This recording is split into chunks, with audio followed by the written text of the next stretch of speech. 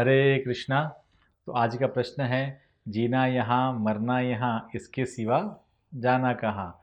बहुत ही प्रचलित ये संगीत है और सब लोग जानते होंगे, जीना यहाँ मरना यहाँ, इसके सिवा जाना कहाँ। यदि आप प्रयास नहीं करेंगे तो आप लोग इसी जीवन में घूमते रह जाएंगे। उसके बाद आगे भी है ना, जी चाहे जब हमको आवाज़ दो, हम थे जहाँ हम हैं वहाँ। तो प्रश्न यही है, यदि हम हमारे जीवन को एक आध्यात्मिक दिशा नहीं देंगे तो हम जहाँ पर थे वहीं पर रहेंगे और कोई आवाज़ देगा तो सुनेंगे भी नहीं, क्योंकि हम लोग ऐसी परिस्थिति में पहुँच जाएंगे जहाँ पर कोई बुलाएगा तब भी नहीं आ पाएंगे। जैसे हम किसी ना किसी माँ के गर्भ में आए तो कहीं ना कहीं से तो आए, किसी ना किसी रूप में हम माँ के गर्भ में आए, चाहे वो पुरुष रूप में हुए या स्त्री रूप में हुए, तो हम माँ के गर्भ में कहीं ना कहीं से तो आए। इसी प्रकार से जब हम शरीर छोड़ेंगे तो कहीं ना कहीं तो जाएंगे, किंतु शास्त्र इसका प्रमाण देता है कि यह जन्म मृत्यु के परे भी एक जीवन है और वह जीवन शाश्वत है, और उस शाश्वत जीवन को हम प्राप्त कर सकते हैं भगवान की भक्ति द्वारा। वरना आप जानते हैं, इतने सारे ज्ञानी मुनि ध्यानी लोग, जो लोग वर्षों तपस्या कर रहे हैं, क्या वो सब मूर्ख हैं? क्या उन्हें नहीं पता, अरे 4 दिन की ज़िंदगी है, जो करना है कर लो, जो मन में आए वो करो। तो सबसे पहले तो ये फिलोसफी गलत, जो मन में आए वो करो। यदि ये फिलोसफी सही है तब तो आतंकवादी भी सही हैं, उनके मन में आता है गोली मारने को तो गोली मार देते हैं। वो रेपिस्ट भी सही हैं, जिनके मन में आता है रेप करने को रेप कर देते हैं। या वो हर व्यक्ति सही है जो गलत कार्य कर रहा है, लेकिन उसके मन में आया है कि ये गलत कार्य करना ही सही है तो वो कर देता है गलत कार्य। तो यह सबसे पहले ये फिलॉसफी ही गलत है कि जो मन में आए वो करो। नहीं, जिस प्रकार से जब हम सरकार में रहते हैं तो कोई नियम होते हैं। आप यदि ट्रैफिक नियम हैं आपके, यदि आप ये कार्य करेंगे, ट्रैफिक का रूल तोड़ेंगे, तो आपको अवश्य ही उसका भुगतान भुगतना पड़ेगा, चाहे वो धनराशि के रूप में हो या फिर वो सज़ा के रूप में हो। उस प्रकार से यदि हम किसी गलत कार्य करेंगे या समाज में उत्पात मचाएंगे तो उसके लिए कानून व्यवस्था जो हमें दंड देगी। तो ये इतना बड़ा यूनिवर्स बन गया, उसने कोई नियम ही नहीं बनाया, जिसमें सूरज अपने टाइम पे उगता है, चंद्रमा अपने समय पर उगता है, सारी फसलें अपने समय पर आती हैं, ऋतुएं अपने समय पर आती हैं। ये सारे कार्य बहुत अनुशासित ढंग से चलते हैं, लेकिन हमारा जो जीवन है उसको बिना अनुशासन के हमें पार कर जाना है। ये कैसे संभव है? तो यही तरीका होता है कि जब भी हम अपने मन की सुनना शुरू करते हैं तो धीमे धीमे क्या होता है कि हम दुख की अवस्था को प्राप्त होते हैं। जैसे एक उदाहरण लेते हैं, जैसे एक ट्रैफिक नियम की बात करते हैं, तो ट्रैफिक नियम जब हम तोड़ते हैं तो पेनल्टी या गुनाह लगता है। तो यद्यपि हमारे मन में होता है कि हम हेलमेट ना पहने या रॉन्ग साइड से चले जाएं, लेकिन फिर भी क्योंकि हमारी बुद्धि जो है वो हमें ज्ञान दे रही है कि यदि हम इस प्रकार गुनाह करेंगे तो हमें अवश्य ही पेनल्टी या सज़ा भुगतना पड़ेगा। तो वैसे ही हमारा जो मन है ना, जब इस प्रकार की मस्तियाँ करना शुरू करे ना, कुछ भी गलत है कर लो ना, क्या दिक्कत है, कौन देखता है, नहीं, कोई ना कोई हमेशा देख रहा है आपको, वो हम जाने या न जाने। इसीलिए हमें ऐसे कार्य करने चाहिए जिससे हमारा तो उद्धार हो ही, साथ ही साथ समाज का भी हो। आध्यात्मिक जीवन हमारे इस जन्म और मृत्यु के परे का भी जीवन बताता है, तो उसका हमें ज्ञान होना चाहिए। जब हमें ज्ञान होगा या हम अपने बुद्धि से इसका विश्लेषण करेंगे तो अवश्य ही प्राप्त करेंगे कि जन्म मृत्यु के परे भी एक जीवन है।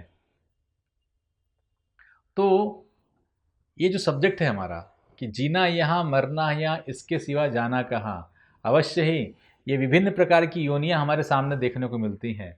कुत्ते की योनि है, सूअर की योनि है, अलग अलग प्रकार की योनियाँ, जो हमारे ही तरह थे वो लोग भी, लेकिन किसी न किसी गलत कार्यवश वो आज उन योनि में अपनी सज़ा का भुगतान कर रहे हैं, और परिणाम स्वरूप हमें उन्हें देख करके दया आती है, किंतु हमें हमारे ही ऊपर दया नहीं आती। हम ये नहीं सोचते कि इतने अलग अलग प्रकार के जीव जंतु कैसे हैं, इन्हें कौन बनाया, किसने बनाया, और यदि बनाया है तो उसने कुछ न कुछ तो एक क्राइटेरिया रखा होगा ना, कि भाई यदि व्यक्ति ये ऐसा करेगा तो इसे ये दंड मिलेगा, यदि कोई ऐसा करेगा तो उसे वो दंड मिलेगा।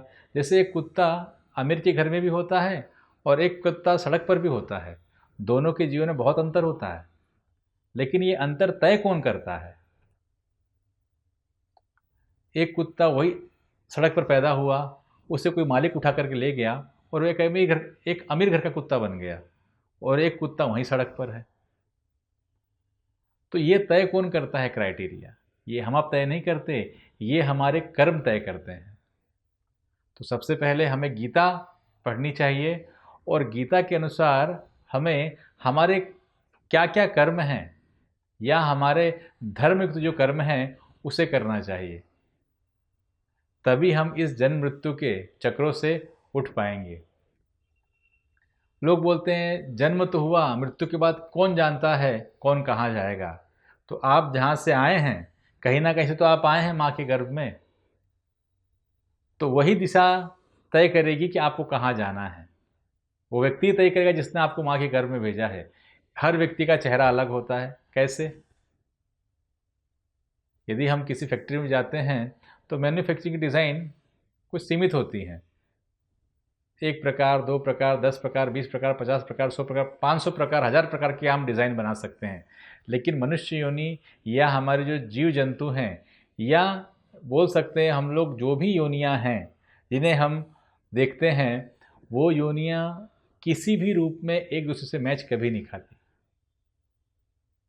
क्यों ऐसा? कोई तो दिमाग वाला व्यक्ति बैठा है ऊपर जो ये चीज़ बता रहा है हमें, या जो चीज़ बना रहा है अच्छे से। तो हमें उसको जानना है। उसको जानने का माध्यम एक ही है, वो श्रीमद् भगवद गीता। यदि आप उसे वास्तविक रूप से अपनाएंगे और एक अच्छे शिक्षक का अनुसरण करके यदि आप भगवद गीता को पढ़ना शुरू करेंगे, तो आपको समझ पड़ेगा कि जन्म हमारे इस भौतिक जीवन के जन्म मृत्यु के चक्कर से भी ऊपर एक और दुनिया है, जिसे हम कहते हैं गोलोक। ये भगवान का धाम है, जहाँ पर जाने की बात से कोई वापस कभी नहीं आता। और इसीलिए ये जो ज्ञानीगण हैं, मुनिगण, ध्यानीगण हैं, ये लोग अपना सारे सुख को त्याग करके और जंगलों में जाते हैं और वहाँ जाके तपस्या करते, मात्र एक उस अवस्था को प्राप्त करने के लिए जो परम आनंद की अवस्था है। आप एक चीज़ याद रखिए, सुख, शांति और आनंद, ये तीनों में अंतर है। सुख शरीर को मिलता है, शांति मन को मिलती है, किंतु आत्मा को आनंद मिलता है। हमें उस आनंद की खोज होती है कि हमें पास सुख और शांति होने के बाद भी हम आनंद के लिए भटकते रहते हैं। जैसे जो धनवान व्यक्ति लोग होते हैं, उनके पास तो शारीरिक सुख की कोई कमियां नहीं है। तरह तरह की लग्जरियस गाड़ियाँ, लग्जरियस व्यंजन खाने के लिए, परफ्यूम्स वगैरह, जो भौतिक जीवन में लोगों को लगता है कि ये सभी आनंद का स्रोत हैं, फिर भी वो अपने जीवन में उदास क्यों होते हैं? अभी एक इंटरव्यू मैंने देखा था, हमारी जो लता दीदी थी उनका, तो उनसे एक व्यक्ति पूछ रहा है, प्रेस रिपोर्टर पूछ रहा है कि आपको यदि दूसरा जन्म मिले तो आप फिर से क्या लता मंगेशकर बनना चाहेंगी? उन्होंने कहा नहीं, यदि मुझे दोबारा जन्म मिलता है तो मैं भगवान से कहूँगी कम से कम मुझे लता मंगेशकर ना बनाए। उस अवस्था पर पहुँच करके भी वह कोई ना कोई दुख तो था, जिस वजह से उन्होंने यह कहा। इसका मतलब यह है कि उस अवस्था के जो लोग हैं, वो लोग भी पूर्ण रूप से सुखी नहीं हैं। वहीं हम एक साधु का जो जीवन जीते हैं, उन्हें देख लेंगे, कुछ भी नहीं है फिर भी आनंद में है। तो ये आनंद की प्राप्ति कहाँ से होती है उनको? ये आनंद की प्राप्ति इन्हें भगवद गीता के अनुसार जब ये लोग अपना जीवन जीना शुरू करते हैं तभी होती है। और इस विषय में जानने के लिए आपको बहुत दूर जाने की ज़रूरत नहीं है। आप हमारे इस्कॉन के जो सेंटर हैं, हरे कृष्णा टीवी हैं, या नानाविध प्रकार के हमारे इस्कॉन के चैनल्स हैं, यूट्यूब का माध्यम है, सोशल मीडिया है, या आप प्रत्यक्ष रूप से मंदिरों में जाकर के इस प्रकार के जो प्रोग्राम्स होते हैं उसमें अपने आप को रजिस्टर कराएं और कम से कम एक सेशन पूरा अटेंड करें। चाहे वो 7 दिन का हो, 18 दिन का हो, या महीने भर का हो। आप जिस सेशन में रजिस्ट्रेशन कराते हैं उसे आप पूरा अटेंड करें, तो आप जान पाएंगे कि हमारी वास्तविक दुनिया के परे भी एक और शाश्वत दुनिया है,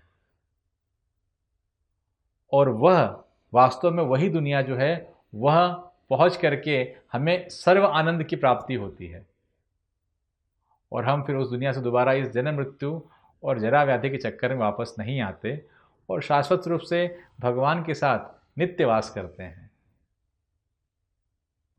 तो ऐसा नहीं है कि जीना यहाँ, मरना यहाँ, इसके सिवा जाना कहाँ।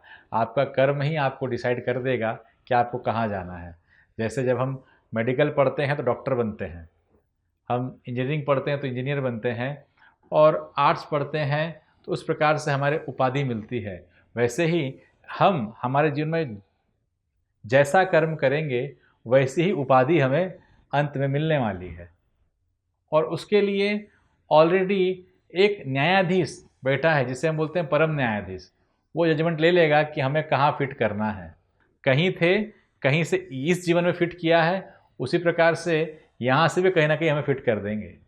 तो वो उनका काम है, वो अच्छे से कर लेंगे। आपका काम है इस जीवन के बारे में पूर्ण रूप से जानना। केवल जो हम लोग सुनते हैं कि अरे कुछ नहीं होता, कौन देखा है, इस पर विश्वास मत करिए। प्रैक्टिकल रूप से करके देखिए, शास्त्रों को पढ़ के देखिए, समझ में आ जाएगा कि इस दुनिया के बाहर भी जीवन है। जैसे पहले लोग एलियंस को स्वीकार नहीं करते थे, बोलते थे एलियंस है ही नहीं। अब आप देखेंगे नानाविध प्रकार के जो इंस्टीट्यूट्स वगैरह हैं, अमेरिका वगैरह में हैं या भारत में हैं या और कई जगह पे हैं, वो लोग एलियंस पे रिसर्च कर रहे हैं कि नहीं इसके परे भी कोई दुनिया है या हो सकती है।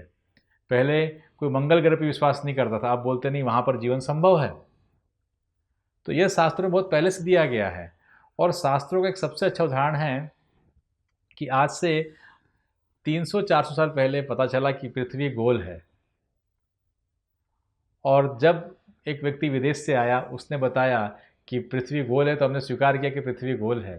लेकिन यदि आप एक शब्द को देखें, भू गोल, यह संस्कृत वर्ड है और संस्कृत वर्ड कम से कम 5000 वर्ष पुराना है।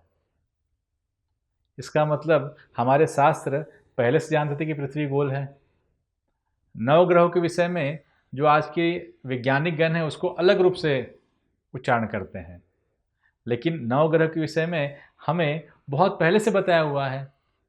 आज भी जब चंद्र ग्रहण होता है या सूर्य ग्रहण होता है तो उसके लिए जो नासा या हमारे जो बड़े बड़े साइंटिस्ट हैं वो जो डेट देते हैं ना, वो सेम डेट हमारे पंचांगों में निकलती है। यह कैसे संभव है? तो इसका मतलब जरूर कुछ ना कुछ तो साइंस है उसमें जो एग्जैक्ट मैच खाता है, वरना दोनों डेट गलत होती। जिस डेट को या तारीख को हमारा जो पंचांग है वह बताता है कि आज चंद्र ग्रहण है, उसी तारीख को हमारे साइंटिस्ट भी बताते हैं। ये कैसे संभव है? यदि उनके पास ज्ञान होता ही नहीं तो वो कैसे दे पाते इस चीज़ को? इसीलिए हमारे शास्त्रों को पढ़िए और जानिए, आपके जीवन की सारी गुत्थियों का हल वहाँ से निकल जाएगा। इसी प्रकार से जीना यहाँ, मरना यहाँ, इसके सिवा जाना कहाँ, इसका हल भी वहीं शास्त्रों से निकल जाएगा। और आप हरे कृष्णा टीवी के माध्यम से आप प्रश्न भी पूछ सकते हैं इस विषय में। तो आप सभी का बहुत धन्यवाद। हरे कृष्णा। ऐसे ही और भक्तिमय कार्यक्रमों के लिए देखिए हरे कृष्णा टेलीविजन, और इसे प्राप्त करने के लिए आप अपने केबल अथवा DTH ऑपरेटर से संपर्क करें तथा और अधिक जानकारी के लिए आज ही डायल करें 7666 839 839।